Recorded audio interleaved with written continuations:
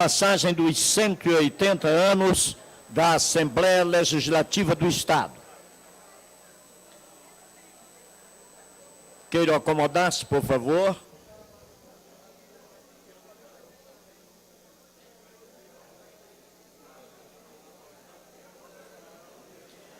Vamos dar início à solenidade de comemoração do 180º aniversário de instalação da Assembleia Legislativa do Estado do Maranhão, dia consagrado ao Poder Legislativo no Estado do Maranhão, em homenagem ao deputado estadual mais antigo e maior número de legislatura das senhoras deputadas e ex-deputadas. Com a palavra, o excelentíssimo senhor deputado Humberto Coutinho, presidente da Assembleia Legislativa do Estado do Maranhão, para a abertura desta sessão solene. Em nome do povo, invocando a proteção de Deus, declaro aberta a sessão solene em comemoração ao transcurso do 180º aniversário de instalação da Assembleia Legislativa do Estado do Maranhão, conforme a Resolução Legislativa número 642 de 2012. Convidamos para compor a mesa o excelentíssimo senhor governador Flávio Dino Castro Costa.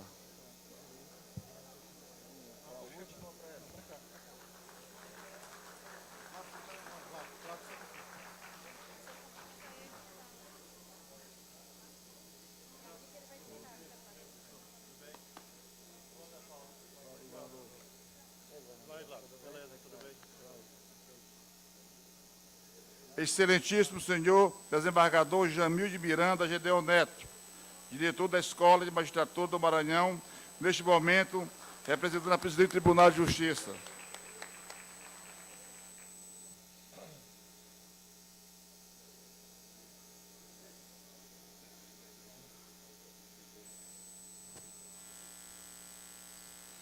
Excelentíssimo senhor Lula Filho, secretário municipal do governo, neste ato, representando o prefeito de São Luís, Edivaldo Holanda Júnior.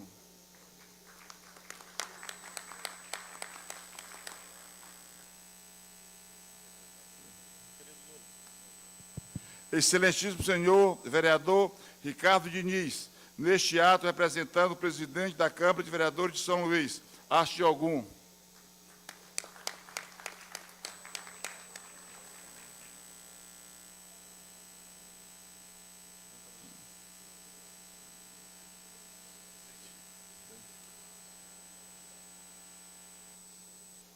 Solicitamos a todos que fiquem em posição de respeito para a execução do hino nacional, do hino maranhense, interpretado pela solista Fernando Garcia.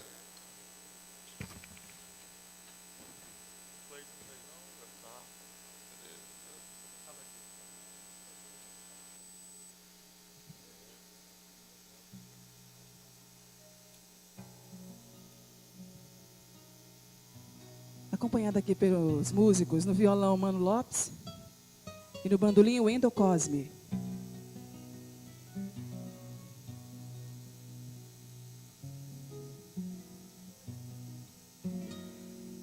Entre o rumor das selvas seculares, ouviste um dia no espaço azul vibrando o troar das bombardas no combates, após um hino festival soando.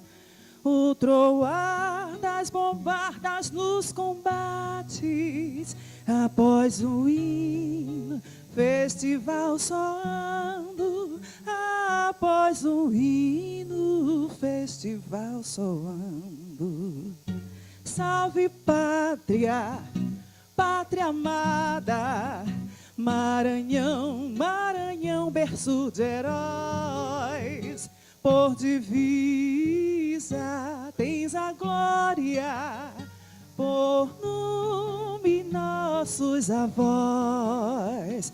Por divisa tens a glória, por nome nossos avós, por nome, nossos avós. Era a guerra, a vitória, a morte, a vida, e com a vitória a glória entrelaçada. Caía do invasor a audácia estranha, surgia do direito a luz dourada. Caía do invasor a audácia estranha, surgia do direito a luz dourada. Surgia do direito a luz dourada. Salve pátria, pátria amada, Maranhão, Maranhão, berço de heróis. Por divisa tens a glória, por nome nossos avós.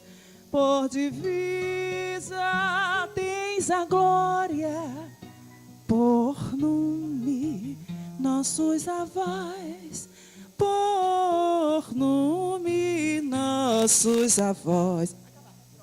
Salve pátria, pátria amada, Maranhão, Maranhão, berço de heróis. Por divisa tens a glória, por nome nossos avós. Por divisa tens a glória, por nome nossos avós. Por nome nossos avós.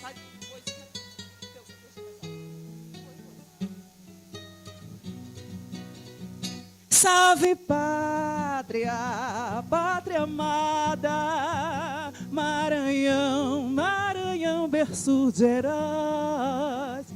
Por divisa tens a glória, por nome nossos avós. Por divisa tens a glória, por nome nossos avós. Por nome nossos avós. Parabéns a todos vocês e parabéns, mulheres. Obrigada.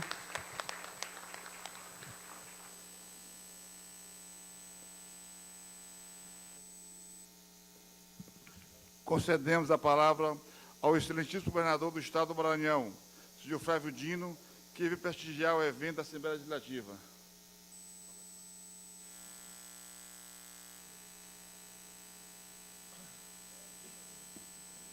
Ilustre presidente, deputado Humberto Coutinho, deputado Edilásio, ilustre primeiro secretário da mesa diretora da Câmara, deputado César Pires, ilustre terceiro secretário da mesa diretora da Assembleia, ilustre desembargador Jamil Gedeon, representando aqui o Poder Judiciário, o Tribunal de Justiça, secretário Lula Filho, da Prefeitura de São Luís, vereador Ricardo Diniz, representante da Câmara Municipal.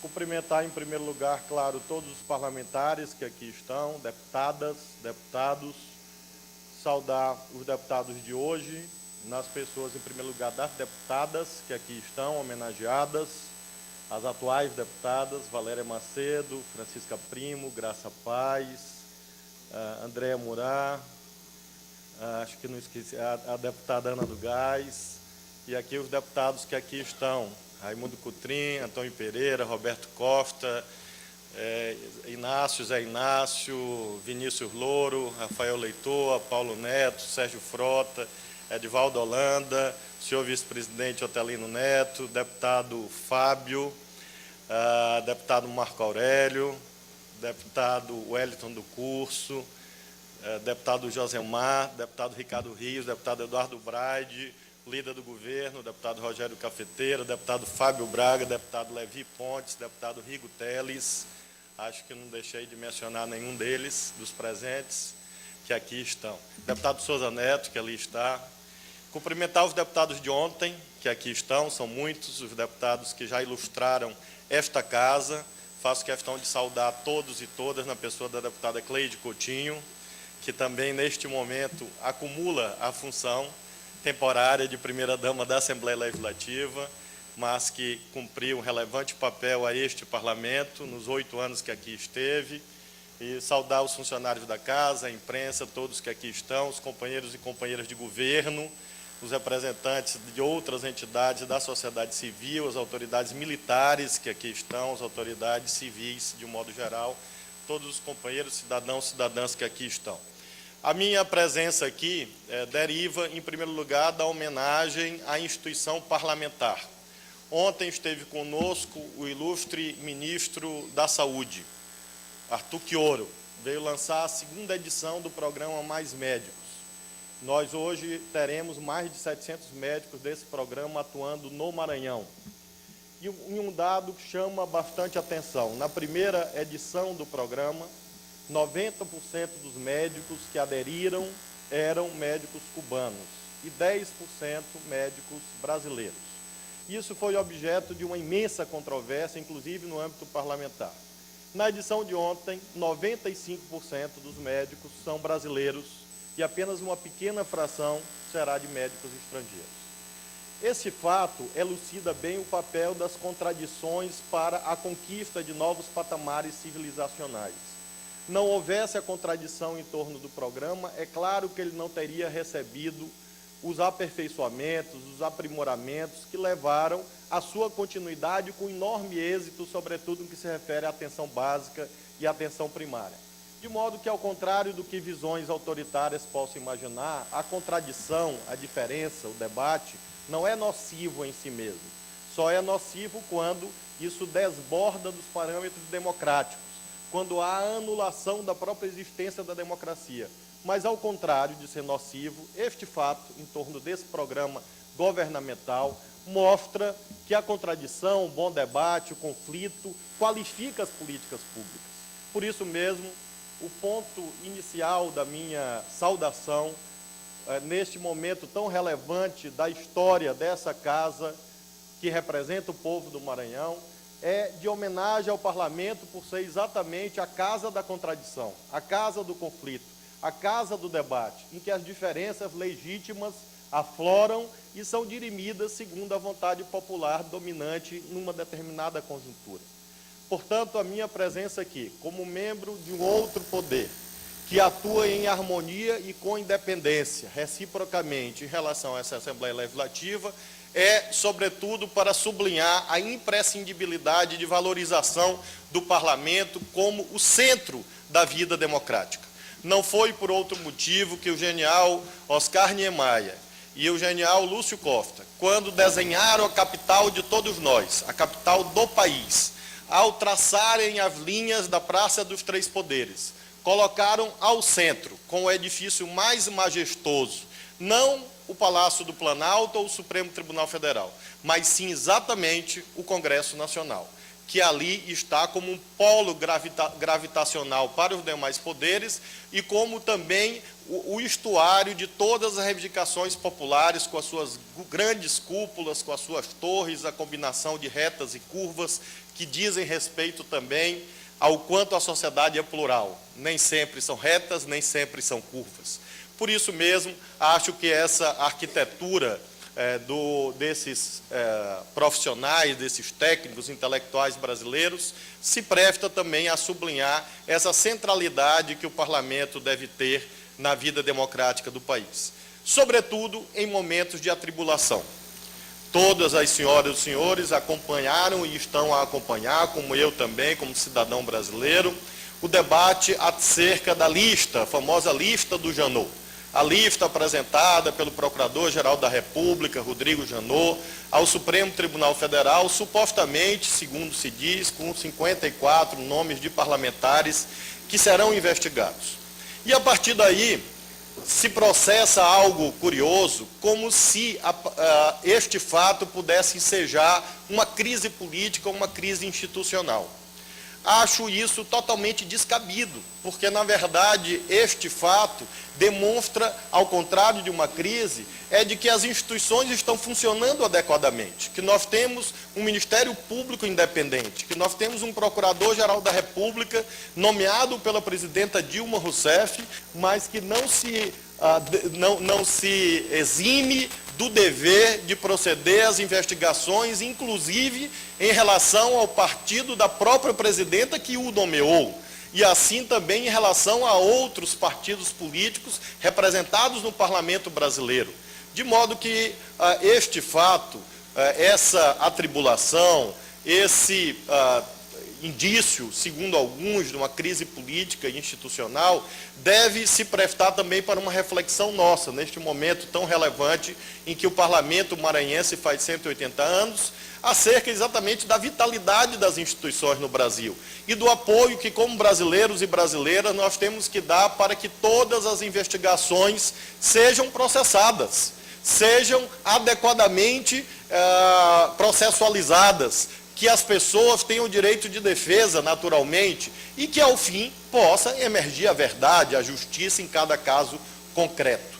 Penso, portanto, que, diferente daqueles que imaginam que nós estamos vivendo nuvens cinzentas no horizonte, penso, ao contrário, que o sol da democracia hoje brilha com muita intensidade no nosso país, ao ponto de fazer com que o avião atravesse turbulências, mas jamais caia. Ou seja, o Estado Democrático de Direito íntegro, funcionando adequadamente e garantindo a aplicação da lei para todos, segundo os princípios constitucionais da impessoalidade, da independência, da legalidade, como deve ser autenticamente no país que tenha instituições sólidas. Em segundo lugar, finalizo, senhor presidente Humberto Coutinho, dignos parlamentares que aqui estão, fazendo uma homenagem muito especial à Assembleia Legislativa do Maranhão, que sempre esteve presente nos grandes momentos da história maranhense. Os momentos de crise, inclusive, em vários instantes, em que, infelizmente, a constitucionalidade não foi observada no nosso país, mas, mesmo nesses momentos, o Parlamento procurou cumprir o seu papel. Eu sou um admirador do Parlamento desde o berço. Eu me eduquei como criança ouvindo a história da extração arbitrária desta Casa Parlamentar, da Assembleia Legislativa, do meu próprio pai, numa manhã chuvosa de abril de 1964.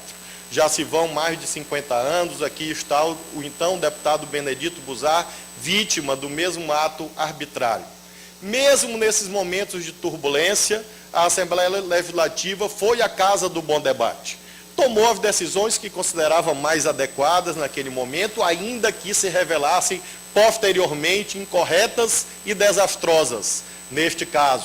Mas esteve aqui durante toda essa longa noite da ditadura, em pleno funcionamento, inclusive com a presença de parlamentares que representavam as vozes dissonantes em relação ao sistema político então vigente. De modo que, mesmo nas quadras difíceis da vida maranhense, a Assembleia Legislativa esteve presente, com parlamentares procurando cumprir o seu papel. Odiernamente, contemporaneamente, claro, me compete, me cabe agradecer à atual legislatura.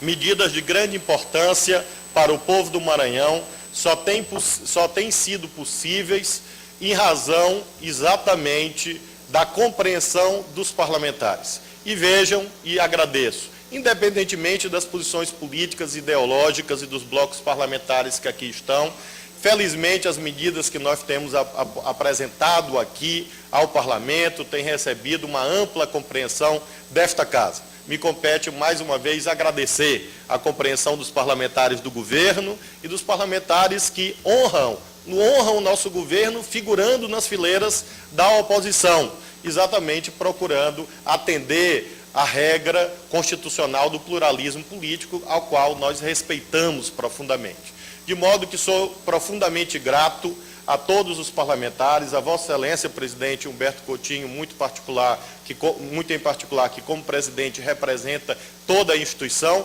pela harmonia com que temos atuado em favor do Maranhão.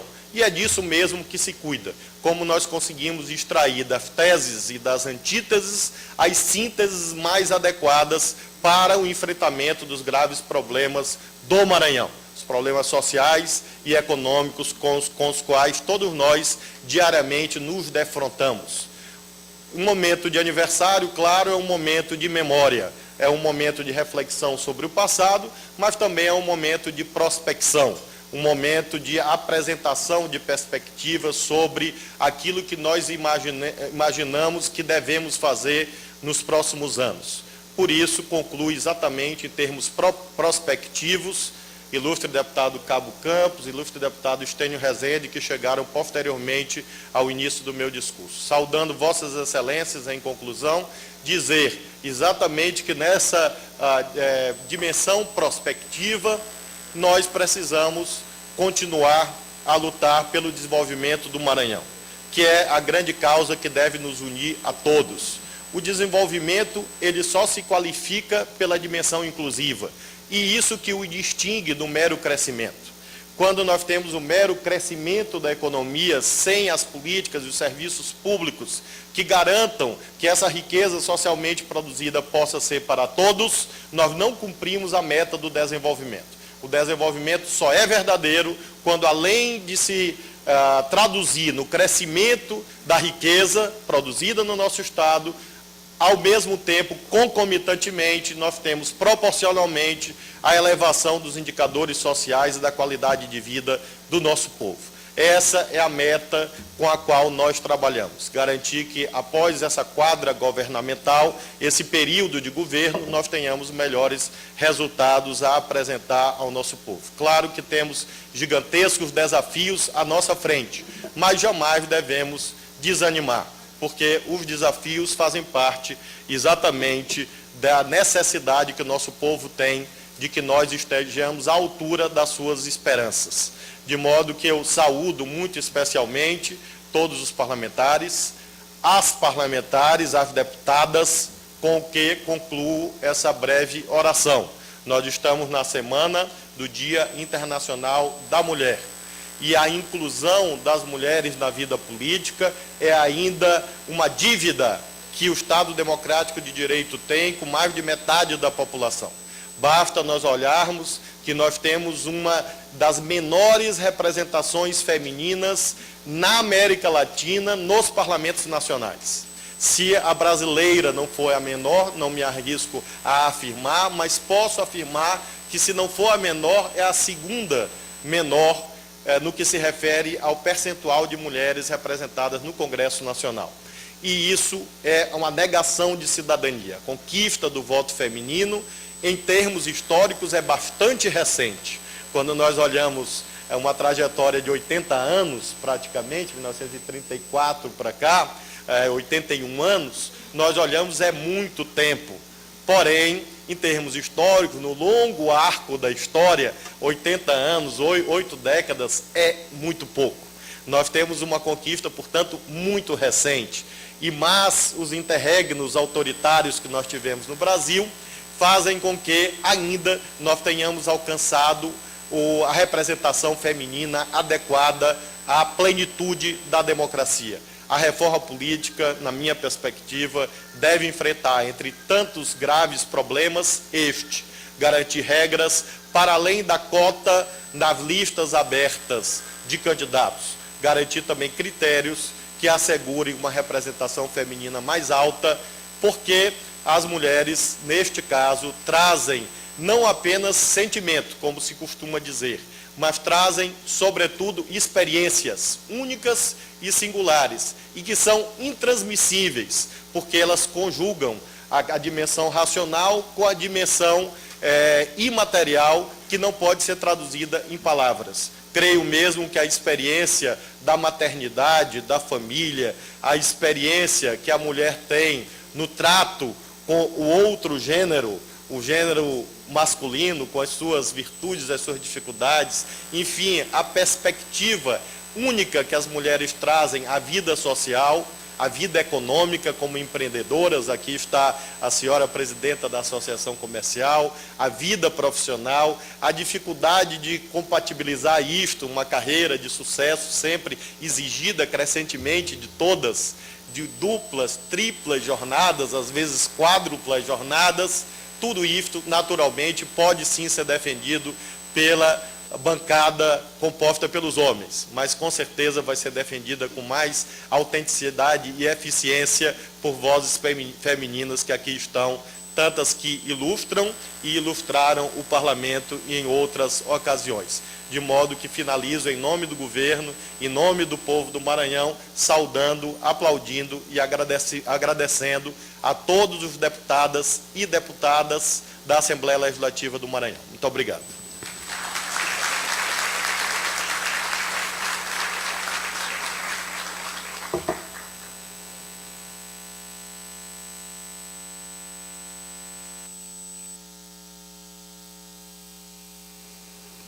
Concedemos a palavra ao jornalista e pesquisador Benedito Buzar, presidente da Academia Maranhense de Letras, que fará uma palestra com o tema 180 anos de existência da Assembleia Legislativa do Maranhão.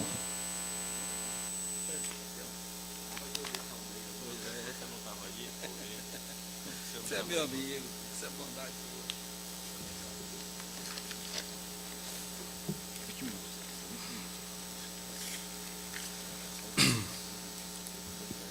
Senhor presidente da Assembleia Legislativa, deputado Humberto Coutinho, senhor governador do Estado, doutor Flávio Dino, senhores membros da mesa,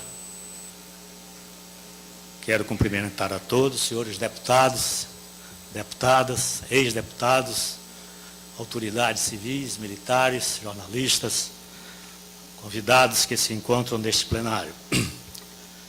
No ano passado, nessa mesma data, eu fui convidado pelo deputado Arnaldo Melo para fazer uma palestra aqui também sobre as constituições do Maranhão ao longo dos 179 anos. E eu, quando comecei, antes de começar a falar, eu perguntei ao presidente qual seria o meu tempo para falar sobre este assunto. Ele disse, me devolveu e disse, o tempo que o senhor desejar. Eu já estava falando há mais de uma hora, ainda estava na 6ª Constituição, quando ele me disse, doutor Buzar, vou lhe interromper para dizer que o senhor já passou do seu tempo, que está na hora de encerrar, vou lhe dar mais 10 minutos. Isso, senhor presidente, senhores deputados, para ver exatamente, fazer um paralelo com a situação em que me encontro agora. O meu caro amigo Carlos Alberto, que hoje é o diretor de comunicação, me telefona e me pede que eu faça aqui uma pequena palestra sobre 180 anos para a ironia e para não sei o que dizer, me dando um tempo de 20 minutos. Como é que eu posso falar sobre uma Assembleia Legislativa com tanta história, com tanta coisa importante que já aconteceu ao longo desse tempo, em 20 minutos. Isso, Carlos Alberto, você vai ficar me devendo.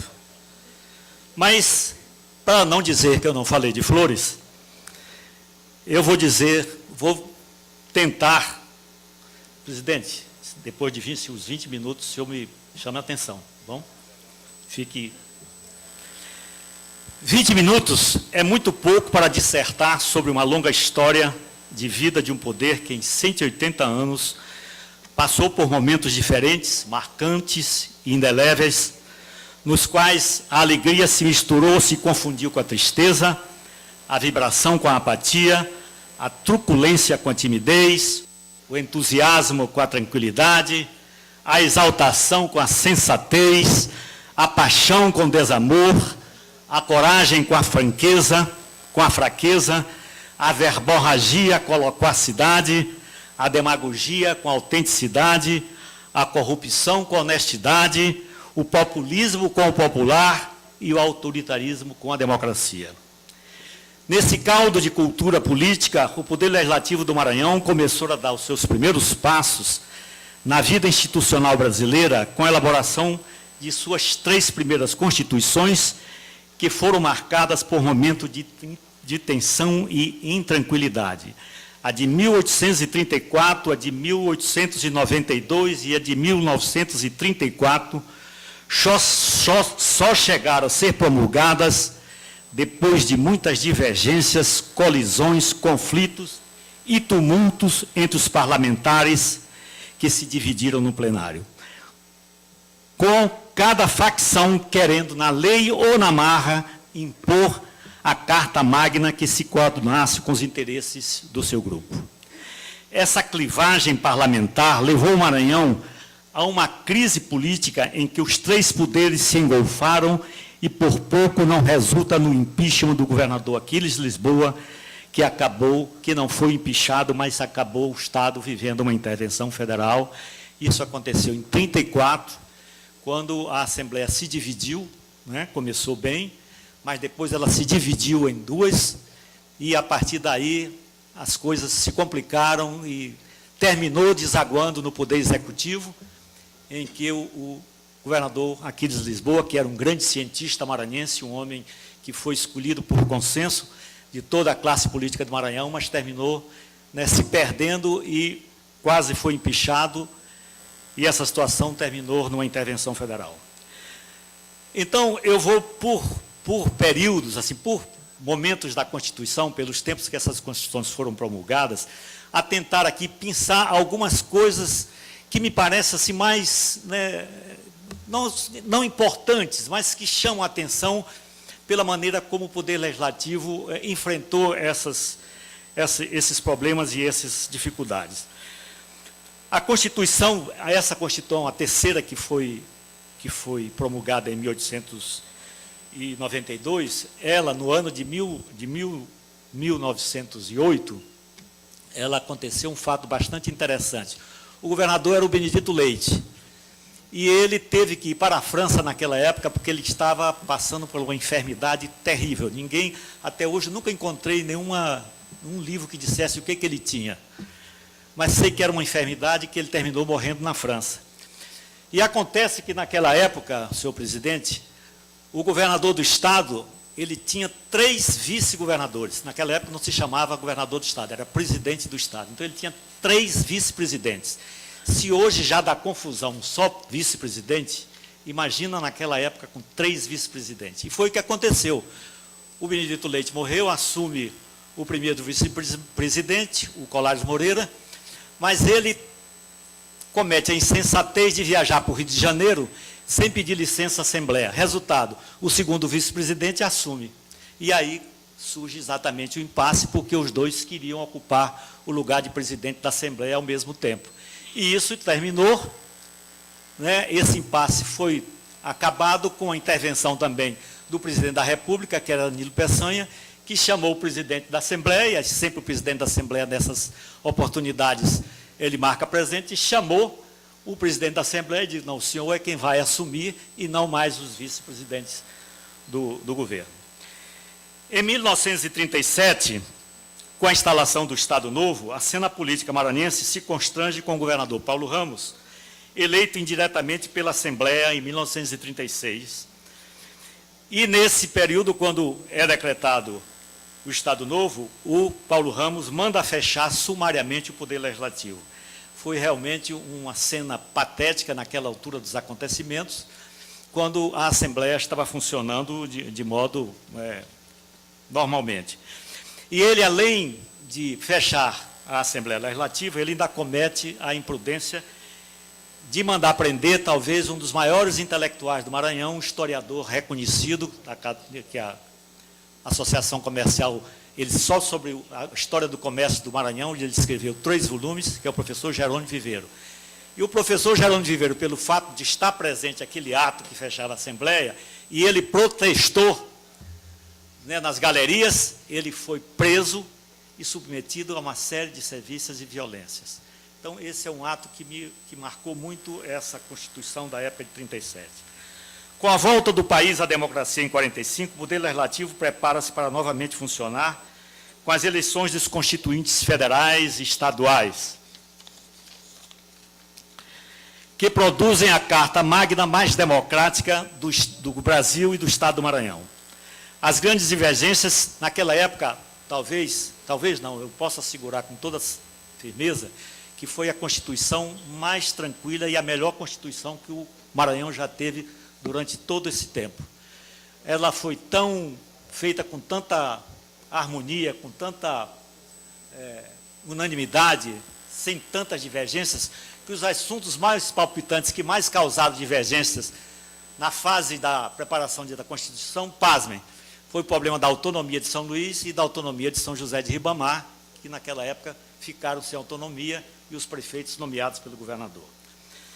Nesse período de redemocratização do país, em que o Maranhão viveu um de seus períodos mais vibrantes e movimentados do ponto de vista político, foi o chamado período viturinista. Foi com a Constituição de 45, né, que a partir desse período foi que o Maranhão foi comandado pelo senador Vitorino Freire, que aqui, né, com seu comando, com a sua chefia incontestável, mandou no Maranhão durante aqueles 20 anos. E este período foi um dos períodos mais fecundos do ponto de vista de aprendizagem, de que o Poder Legislativo participou naquele instante da vida tumultuada do Maranhão. Né? Eu sei disso e falo com muita propriedade, porque escrevi um livro chamado O Viturinismo, que já foi reeditado, essa é a 5ª vez.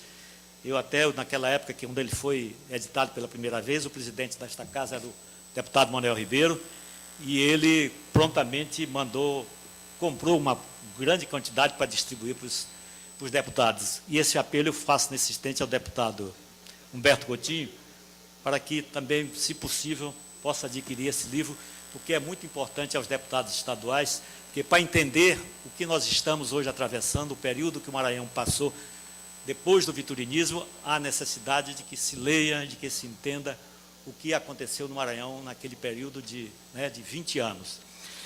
E, como eu disse, esse período foi um período altamente significativo. Aqui nessa Assembleia aconteceram coisas realmente inacreditáveis.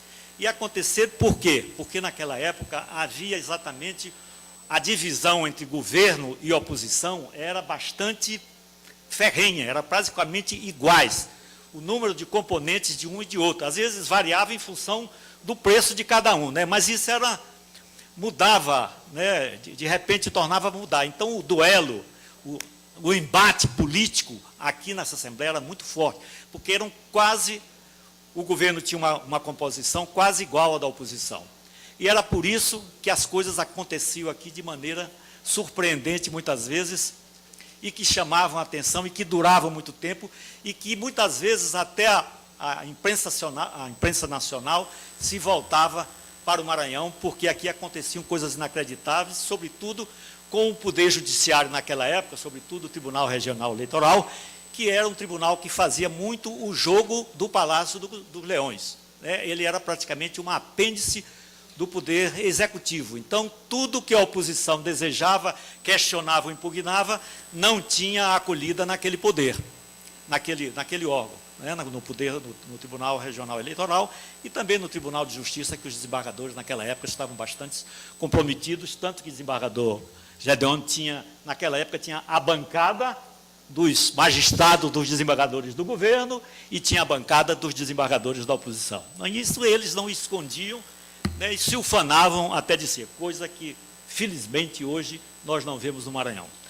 Bom, mas como eu ia dizer, nesse período, eu me lembro muito bem que, quando se tomou posse o governador Eugênio Barros, que foi eleito em 50, e em 51 ele tomaria posse, mas não conseguiu tomar posse porque houve um problema que todos, pelo menos vocês, já devem ter ouvido falar, que foi a greve de 51, quando o povo de São Luís, o povo do Maranhão, foi convocado pelas oposições coligadas, que eram muito fortes naquela Maranhão, tinham lideranças importantes, como Neiva Moreira, Clodomir Milé, Henrique de La Roque, enfim, um elenco de parlamentares do melhor quilate possível, e esses parlamentares convocaram o povo, e esse povo ficou durante mais de 30 dias na Praça João Lisboa, grevando, com todas as atividades públicas e privadas de São Luís fechadas. Já estava havendo um colapso muito grande, fome, enfim, a população já estava exaltada, mas essa greve impediu que o presidente tomasse posse, Eugênio Barros, que era seu conterrâneo, o presidente. Mas, e durante esse período, a primeira, o Eugênio, pelo fato de estar impedido, de não poder tomar posse, por causa do povo que estava na rua, e houve, inclusive, mortes naquela época, vários populares morreram em confronto com a polícia, que estava aqui em frente ao Hotel Central, ali onde é a associação comercial, e ali havia uma separação, né, que não passava ninguém para quem estava no palácio. Chamava-se aquilo, naquela época, por causa da Guerra da Coreia, chamava-se o Paralelo 38. Então, quem tentasse invadir, como foi uma vez que o Ivar Saldanha veio com seus correligionários de Rosário, para tentar entrar na segunda vez que o Eugênio tentou tomar posse, e ele não sabia que estava impedido de passar, e o ônibus entrou. Quando o ônibus entrou na avenida, foi recebida a bala, morreu inclusive o Monsenhor Madureira e outras figuras, né, correligionários do deputado Ivar Saldanha, que ele inclusive ficou há muito tempo com problema no braço. Bom, mas o que eu estava querendo dizer é que nessa época, o fato do governador não ter sido empossado, quem foi chamado? O vice-presidente, o vice-governador também não podia tomar posse. Então foi chamado o presidente da Assembleia, que ainda não estava funcionando. Então a Assembleia se reuniu e, por consenso, escolheu um deputado, César Budi, que era um grande industrial do Maranhão, dono da fábrica Santa Isabel, que consensualmente assumiu a Assembleia, a presidência da Assembleia, e, por conseguinte, foi o governador interino até que os recursos das oposições fossem julgadas, não mais no TRE, porque os recursos já haviam subido para o Tribunal Superior Eleitoral, que funcionava no Rio, e o Vitorino, como era um homem forte naquela época, também manovrava, né, através do presidente da República, que era o general Dutra, que era seu amigo, mandava também no TSE, e todos esses recursos foram embaixo, e o Eugênio assumiu, né, depois de amaciar algumas coisas aqui no Maranhão. Mas nessa época, então, eu queria dizer que o presidente da Assembleia, só para fazer uma referência, que governou interinamente o Maranhão durante mais de 30 dias. Né? Mas depois dessa eleição de Eugênio Barros, houve, na seguinte, 54, 55, houve uma outra eleição do governador Matos Carvalho, que também as oposições questionaram na justiça, e ele passou quase um ano fora do poder. E esse ano acontece um fato muito interessante. O vice-governador era o Alexandre Costa, um dos deputados mais combativos que a oposição já teve. Mas ele, primeiramente, ele era cunhado do governador Eugênio Barros, também de Caxias, mas ele rompeu com o Vitorino, passou para a oposição, e ele, como vice-governador do Estado, o Alexandre Costa fez miséria aqui. Ele não deixava de jeito nenhum que as coisas do governo passassem. Até porque, presidente, naquela época, a nível nacional, uma emenda constitucional foi aprovada de que o vice-presidente da República era o presidente do Congresso Nacional. Então, as Assembleias Legislativas também usaram essa mesma metodologia. O vice-governador passava a ser o presidente, era quem presidia as sessões da Assembleia Legislativa. E o que acontecia? O Alexandre Costa, feito presidente da Assembleia, ele trancava todas as matérias do Poder Executivo. Resultado, isso criou um impasse muito grande.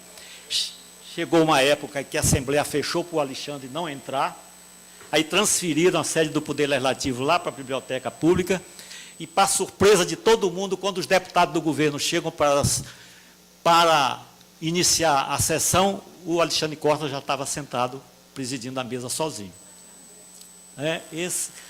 Esse era realmente o Alexandre Costa, que deu muito trabalho, inclusive, numa das ocasiões que o Matos Carvalho viajou para o Rio de Janeiro para tentar resolver alguns problemas ligados ao Maranhão, e ele não pediu licença para sair, porque ele ia demorar, não ia passar 30 dias, né? A legislação só, naquela época, não sei se ainda hoje, só podia pedir licença, autorizava quando passava mais de 30 dias, mas o Alexandre não esperou esses 30 dias, não.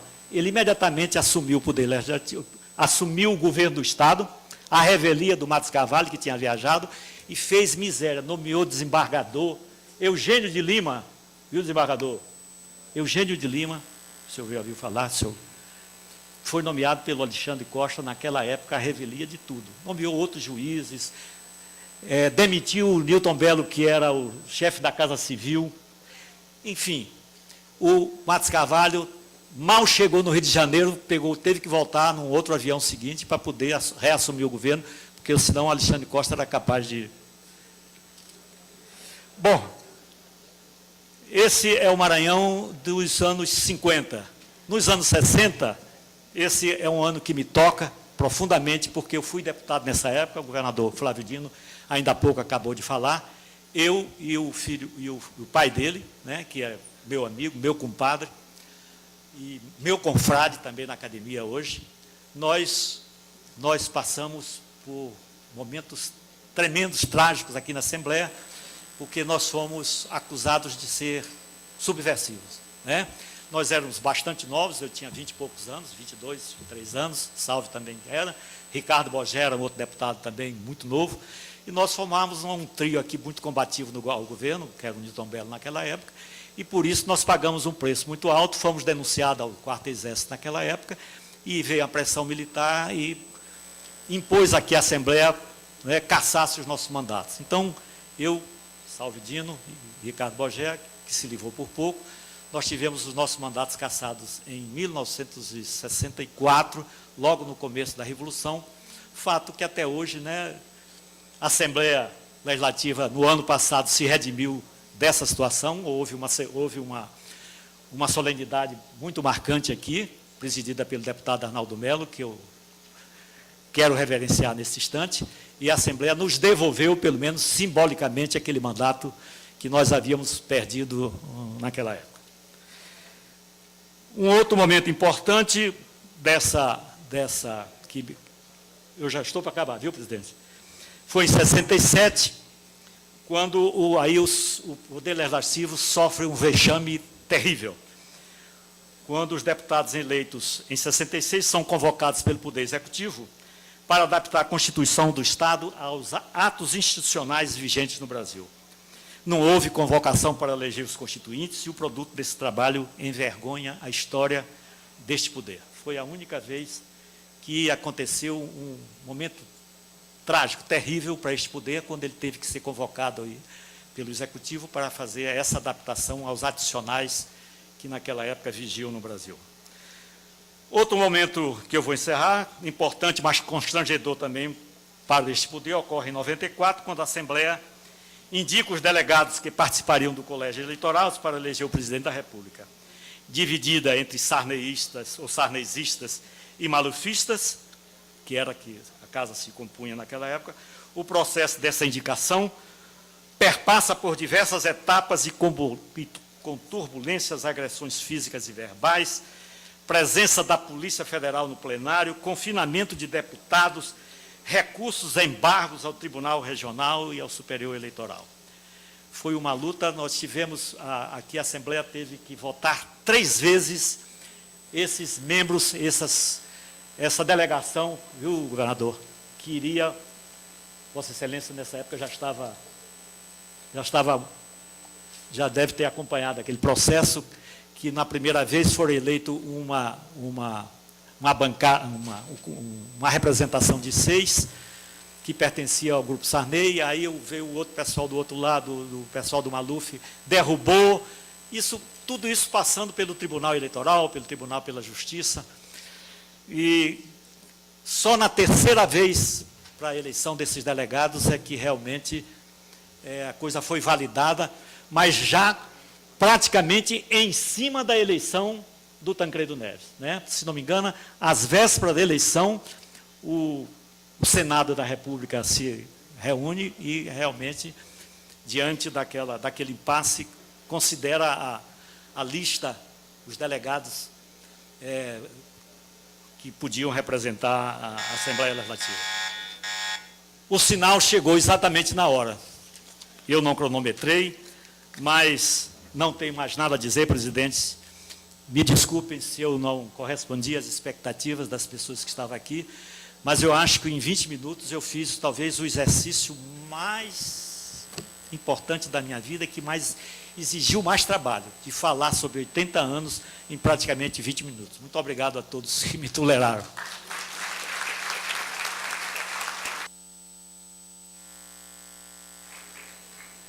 Neste momento, daremos início às homenagens prestadas pela Assembleia Legislativa do Maranhão, comemorativos ao evento. Primeiro homenageado, o ex-deputado Antônio Pontes de Aguiar, parlamentar com o maior número de legislatura aqui conosco. Pontes de Aguiar foi vereador, prefeito de Chapadinha e deputado estadual por 7 legislaturas. Convidamos o seu filho, deputado Levi Pontes, para entregar a homenagem.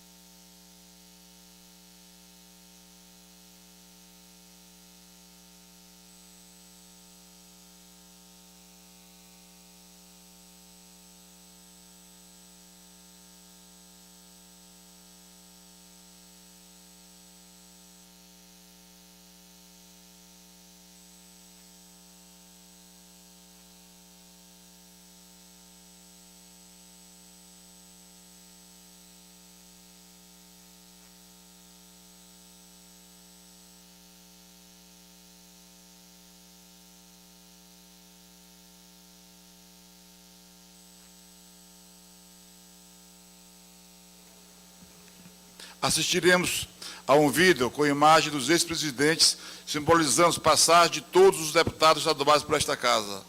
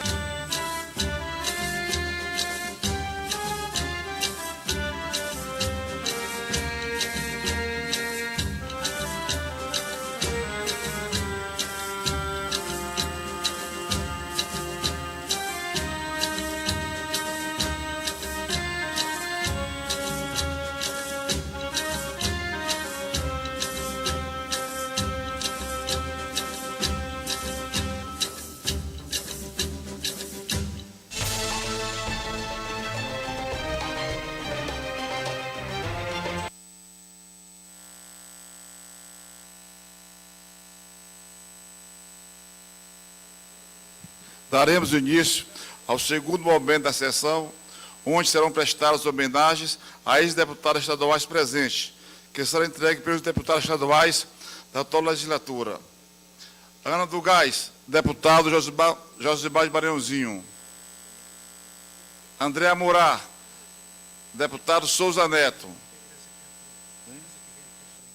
Eu peço vir aqui à frente os 4 deputados. Aparecida Cardoso e Cleide Coutinho.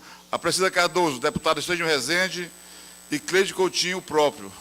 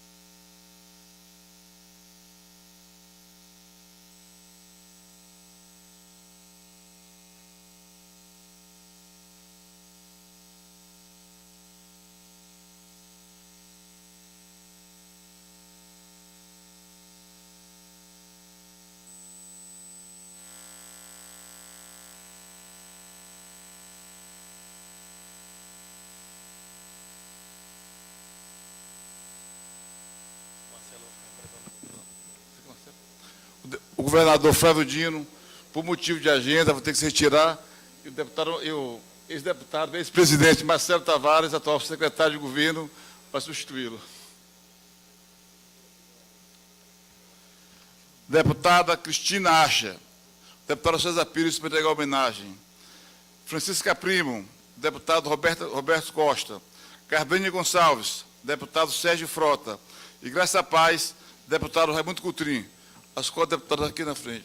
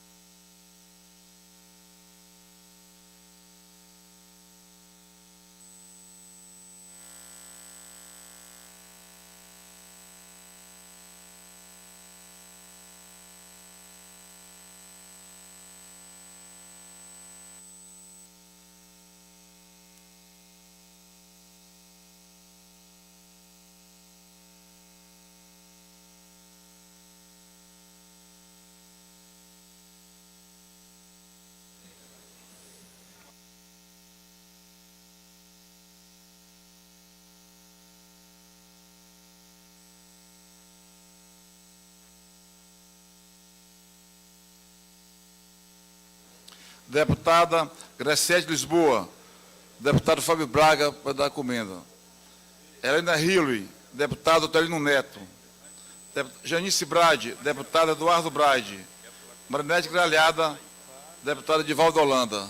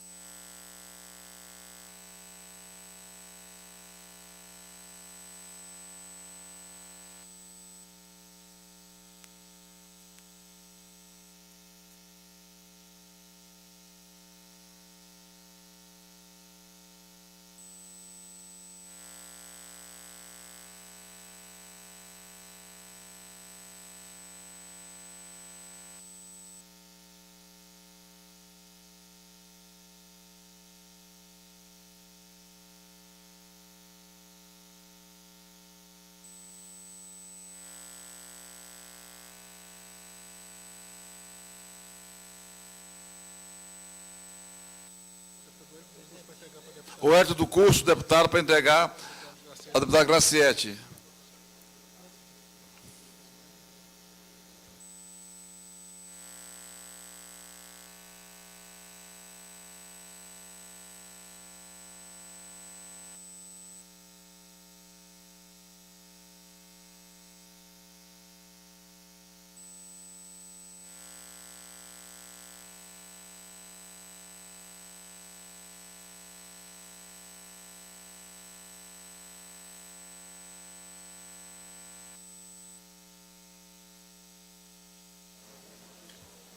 Maria Aparecida Furtado, deputado Antônio Pereira.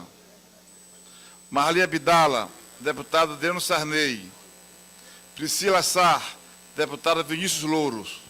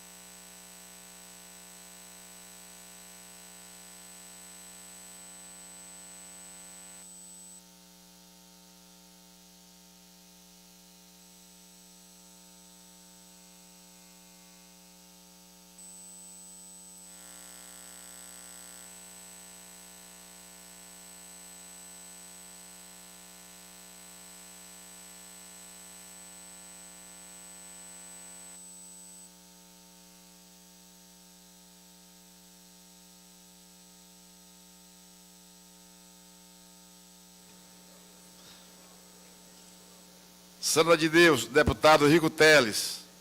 Socorro Joaquim, deputado Adilásio Júnior. Thelma Pinheiro, deputado Fábio Macedo. Valéria Macedo, deputada César Pires. Ivete Botelho, deputado José Inácio. Acabou. Acabou.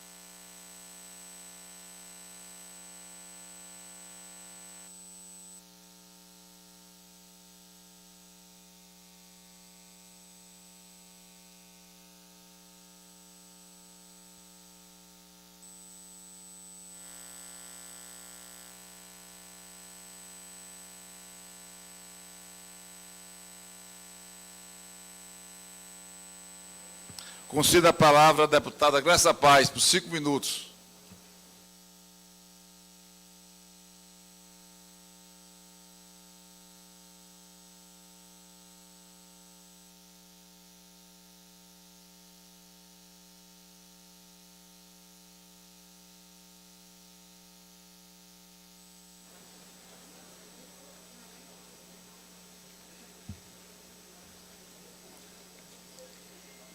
Senhor presidente, deputado Humberto Coutinho,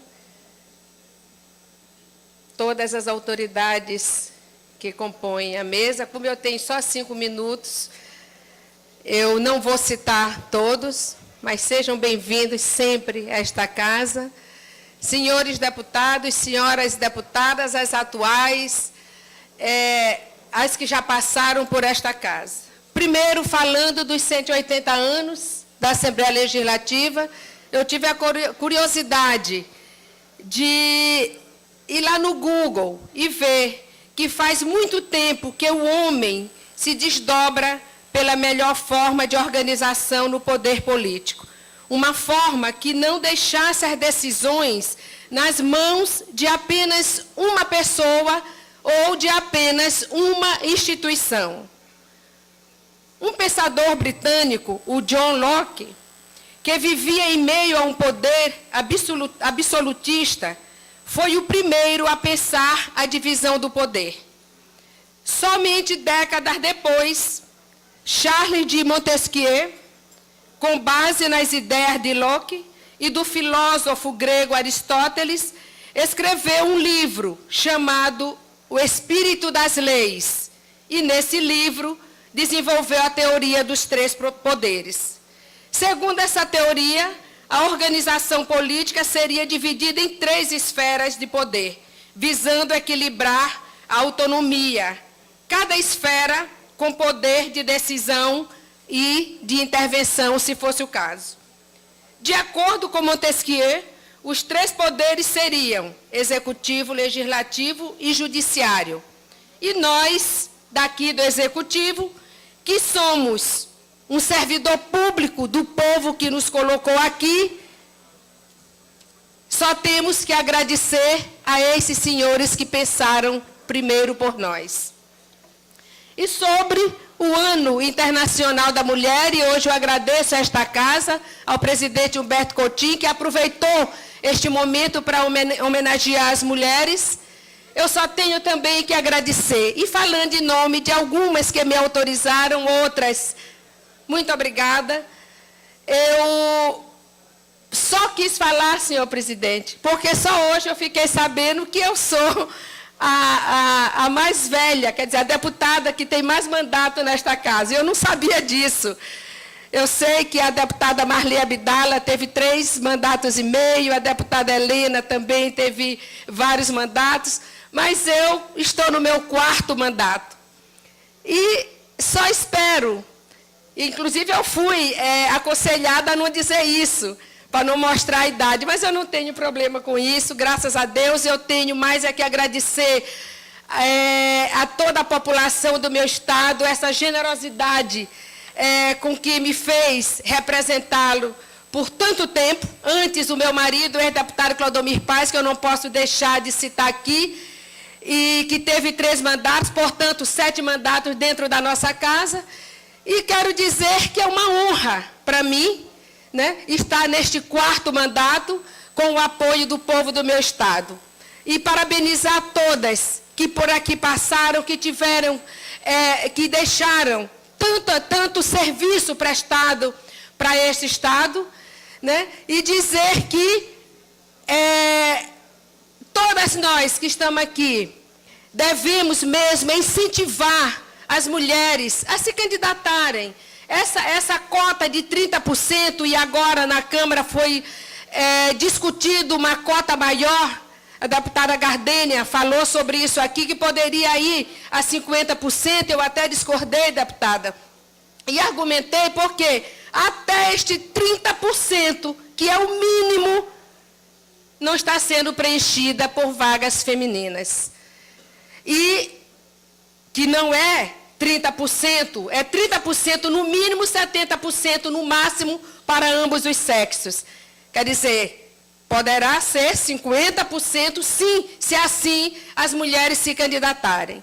Eu não posso me queixar, estando no meu 4º mandato. Quero dizer que as candidaturas masculinas são muito mais cuidadas, são muito mais ajudadas. Os partidos políticos ajudam os homens na sua campanha e pouco ajudam as mulheres, mas eu acho que também não posso falar do sexo masculino. Eu vejo aqui a deputada Francisca Primo, que tem o seu marido, um grande prefeito, que lhe abriu caminhos. Eu vejo a deputada é Valéria Macedo, que tem o seu irmão, um grande prefeito, um dos mais avaliados do nosso estado, que lhe abriu caminhos. Veja a deputada Gardênia, que também teve o seu pai, um grande político, que lhe abriu caminhos. A deputada André, a deputada Ana do Gás, e quantas aqui tiveram por trás um homem, um marido, um irmão, alguém que lhe abriu caminhos para chegarmos aonde nós estamos.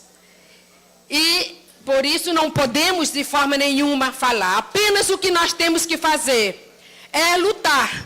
Porque pelo fato de sermos mulheres, deputado Humberto, nós temos outras funções. Nós não deixamos de ser dona de casa, nós não deixamos de ser mãe, de ser esposa, de estar sempre cuidando da nossa família, de estar cuidando do nosso visual. E aí o homem que não tem essa grande responsabilidade tem mais tempo de fazer a sua campanha política. Também por isso está o sucesso das candidaturas masculinas terem mais sucesso. E quando se dizia, um tempo atrás, que por trás de um grande homem sempre existia uma grande mulher, e eu questionava também, e não faz muito tempo que eu questiono isso, é pouco tempo, porque quando diziam isso, e que eu era apenas uma coadjuvante, fazendo a campanha do meu marido, de Clodomir, eu ficava lisonjeada. Atrás de um grande homem sempre tem uma grande mulher, e eu era a grande mulher, né?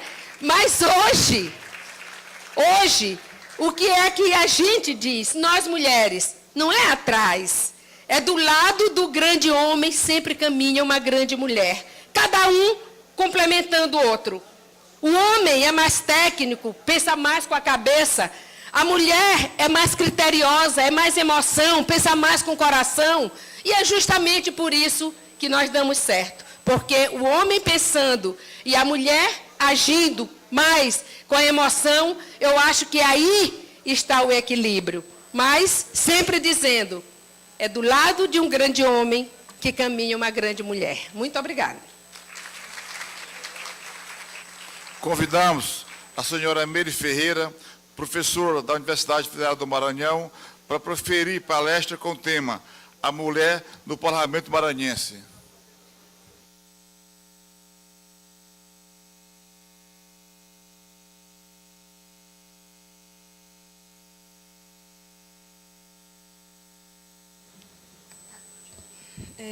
Bom dia a todos e a todas. Eu agradeço o convite de, nesse momento, partilhar de alguns conhecimentos, mesmo num tempo muito breve, né, que foi me dado 10 minutos, né, Carlos? Menor do que eu depois dar, mas eu, com certeza, vou cumprir o tempo, né, de partilhar com vocês alguns dos conhecimentos que eu tenho estudado ao longo da minha vida, da militância política, da minha vida acadêmica na Universidade Federal do Maranhão.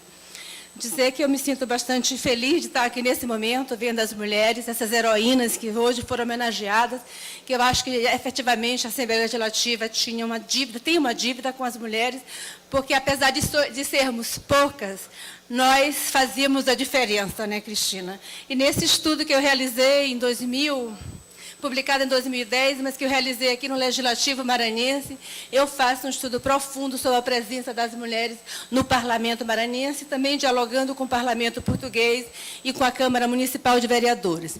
E desse estudo, que eu vou falar rapidamente no final, para mostrar a importância das mulheres no Parlamento, eu gostaria, antes de citar, de situar alguns pontos que é bastante interessante para a gente poder perceber e visualizar melhor o processo de desigualdade social que as mulheres vêm enfrentando ao longo dos 83 anos de conquista do voto feminino. Então, parece pouco tempo, mas 83 anos são muito tempo. São 8 décadas que nós, mulheres, efetivamente viemos trabalhando, construindo o processo de mudança, de exigir nossa presença nesse tipo de espaço, que é um espaço importantíssimo de decisão, né?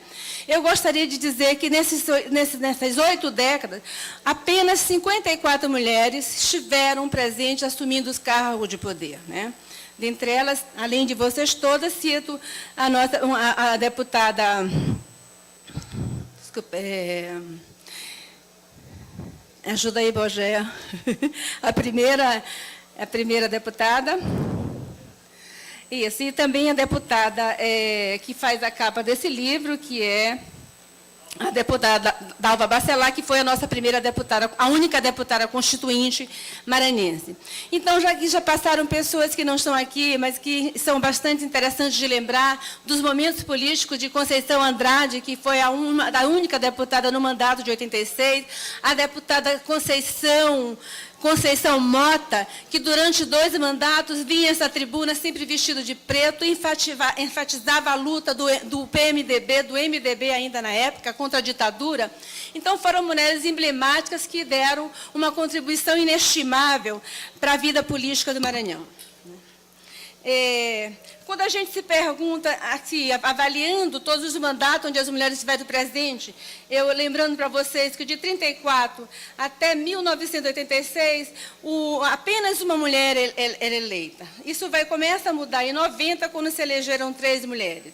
Em 94, 4, 98, 10, foi a maior bancada que se teve no Legislativo Maranhense, em 2002, 8, e em 2010, 7, e nesse momento nós temos apenas 7 mulheres eleitas nesse Legislativo. E aí a gente se pergunta, por que diminuiu? Se nós mulheres temos avançado tanto na luta, se nós mulheres temos uma presidenta eleita agora no 2º mandato, por que de repente os legislativos estaduais houve esse decréscimo de mulheres na política, né? Eu diria para vocês que uma das principais razões é a questão partidária. Os partidos continuam sendo espaço inacessível às mulheres. É preciso que os partidos comecem a pensar, porque é lá que se dá a disputa política, é lá que se indica as candidatas que irão concorrer. E diferente do que se fala, existe um número muito grande de mulheres que se candidataram, mas infelizmente não foram eleitas. E não foram eleitas não foi porque ela não tivesse competência e capacidade. Não foram eleitas porque não houve uma contribuição, investimento por parte dos partidos. Os partidos, em geral, investem nos homens. Os homens não é porque eles tenham mais capacidade que as mulheres, é porque eles têm mais poder, porque a sociedade conservadora que nós vivemos ainda mantém um exercício de poder onde os homens são, em geral, os protagonistas. Mas nós, mulheres, aqui no parlamento, mesmo poucas, conseguimos fazer legislaturas bastante significativas que eu gostaria de ilustrar na minha fala, né? E aí eu vou ilustrar o momento que eu estudei, que eu também, como Gustavo, faço propaganda desse livro, está disponível, está à venda. É um estudo bastante profundo e bem ilustrativo, que mostra e esclarece a importância de nós, mulheres, nesse espaço. E eu lembro que quando eu estava fazendo essa pesquisa de mulher na política, um amigo perguntava assim, Mary, mas o que tu quer estudar de mulher em política? A mulher não sabe fazer política mesmo. Os autores já diziam. O que a mulher vai fazer lá naquela assembleia?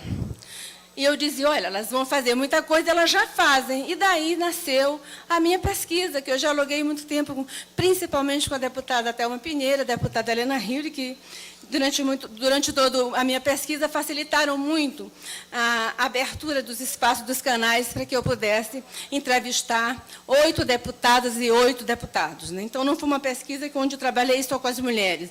Também investiguei os homens para saber o que os homens e as mulheres, nesse espaço de poder, estavam legislando, né?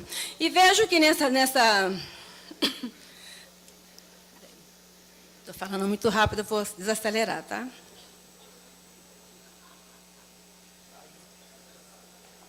E vejo que nessa pesquisa eu levantava o que as mulheres estão levantando de projeto, necessariamente não aprovados, mas levantando. E nós descobrimos numa pesquisa que as mulheres apresentaram, durante o período que eu estudei, que foi de 2002 a 2005, as mulheres apresentaram mais projetos legislativos do que os homens. Então, as 8 mulheres que estavam aqui foram mais produtivas em termos de apresentação de proposições aqui dentro do que os homens, né? Embora nem grande parte dos projetos não tenham sido aprovados. E a outra questão que a pesquisa também levanta, né, é que praticamente todos os projetos apresentados que diziam respeito à luta das mulheres, às questões de gênero, à questão das mulheres, foram apresentados pelas deputadas. Então, isso significa dizer, para falar da importância das mulheres no parlamento, que só isso já justificaria a nossa participação e presença. Porque somos nós, mulheres, que estamos aqui, que temos levantado as questões que diz respeito a esse conjunto de mulheres que habita esse Estado e esse país, né? Então, não se pode perder de vista que a população do Maranhão assim como a brasileira, nós somos a maioria, né? Somos a maioria do eleitorado, né? E também percebe-se que aqui as questões de gênero são questões puxadas pelas mulheres. E aí alguém pode perguntar assim, mas professora, mas os homens não se interessam, não puxam projetos que diz respeito às mulheres? Eles puxam, eles também levantam. E aqui nós tivemos alguns deputados, a exemplo, né? Recordo muito bem, do deputado Pavão Filho, que também levantou alguns projetos na questão de violência de gênero. Né? Mas a maioria dos outros projetos foram iniciativa das mulheres. Né? Então, voltando aqui à questão que eu levantava, sobre a questão de por que tão poucas mulheres conseguem chegar até aqui, eu diria para vocês que um dos principais fatores é a questão dos partidos, né?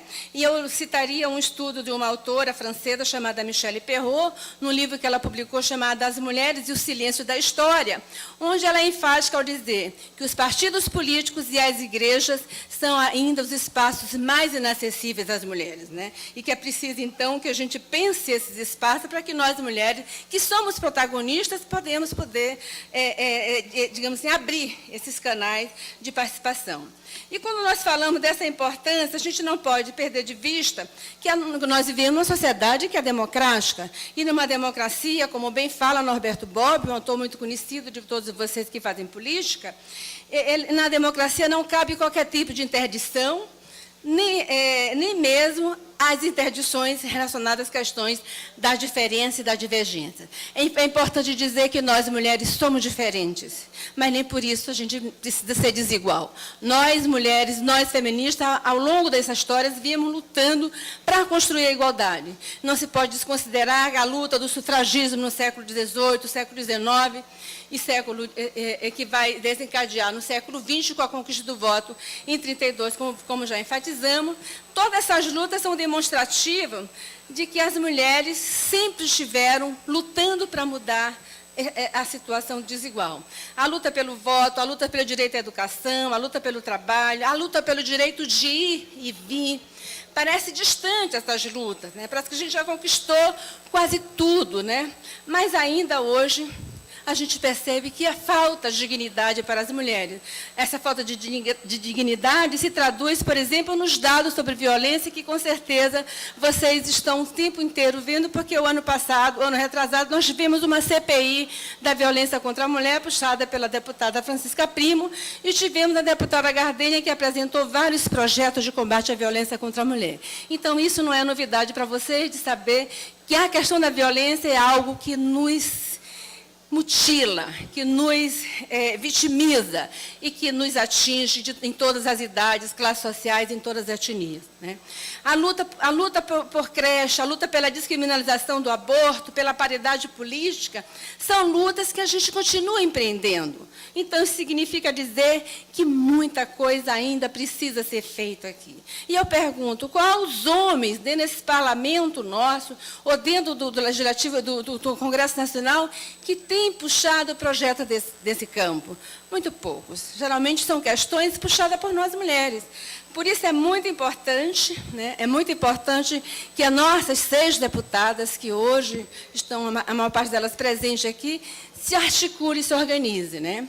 E se organize para voltar a discutir a Comissão Estadual de Mulher do Legislativo, para que juntas possam pensar projetos e trabalhar no sentido de construir parcerias com os homens, aqueles que são mais sensíveis às nossas lutas, para que a gente possa ter nossos projetos encaminhados e aprovados nesse cenário.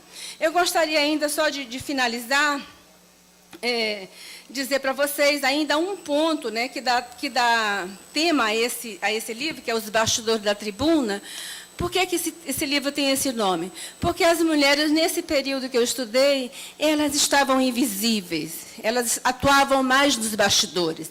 As mulheres, aqui no Maranhão, em São Paulo e em Portugal, onde eu estudei, elas trabalham nas comissões parlamentares, são elas que dão vida às comissões parlamentares, que é um trabalho invisível, que pouca gente dá valor e pouca gente conhece. Mas é nas comissões parlamentares onde os projetos se articulam para que venha para o plenário para ser aprovado. Por isso, a importância das mulheres é extremamente relevante. E finalizo parabenizando esse ato solene, né, e dizer da minha felicidade de estar presente, partilhando com todas vocês, e dizer que eu me sinto bastante feliz de reencontrar muitas deputadas que fazem parte da minha história de pesquisadora, e dizer da enorme contribuição que vocês têm dado para todas nós, mulheres, e para os homens pensar as mulheres nos espaços de poder. Muito obrigada.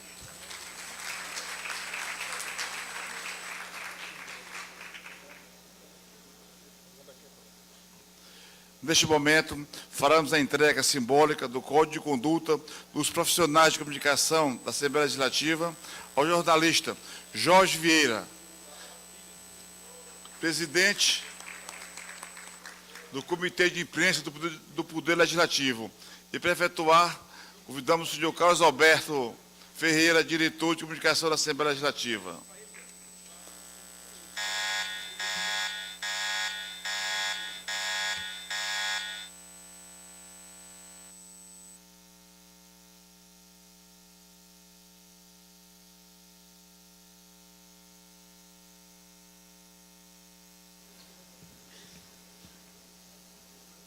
Excelentíssimos, senhor Marcelo Tavares, no momento, substituindo o governador, que o motivo de agenda se retirou-se, nosso desembargador, conterrâneo de Caxiense, desembargador Jamil Gedeon, o senhor Lula Filho, que representa neste momento o prefeito de São Luís, o vereador Ricardo Diniz, que representa o presidente da Câmara dos Vereadores de São Luís, Arte Algum. Quero agradecer ao professor historiador Benito Buzar, que com sua competência e inteligência, em 20 minutos, registrou a nossa história. Eu fiquei satisfeito também pela história do meu conterrâneo, meu amigo, saudoso Alexandre Costa, pela passagem para esta casa. Só Vossa Excelência voltou a dizer que até tiro isso teve aqui na Assembleia, quando ele presidia. Eu esperava você contar essa passagem dele, que foi o único deputado que já deu tiro aqui na Assembleia, foi o ex-deputado e senador Alexandre Costa. Quero agradecer a todas as autoridades presentes, agradecer especialmente as deputadas homenageadas, ao meu amigo Ponte Aguiar, que eu tive o prazer de passar com ele 3 legislaturas, um deputado atuante, e hoje está aqui nessa casa bem substituído pelo deputado Levi, que é um colega nosso, médico também, e um deputado atuante. E agradecer a todos pela presença. Para nós, é muito importante a presença de cada um de vocês. Também meus colegas deputados também aqui, que prestigiaram essa homenagem dos nossos 180 anos, também quero agradecer. E nada mais vendo a tratar do encerrado a presente sessão.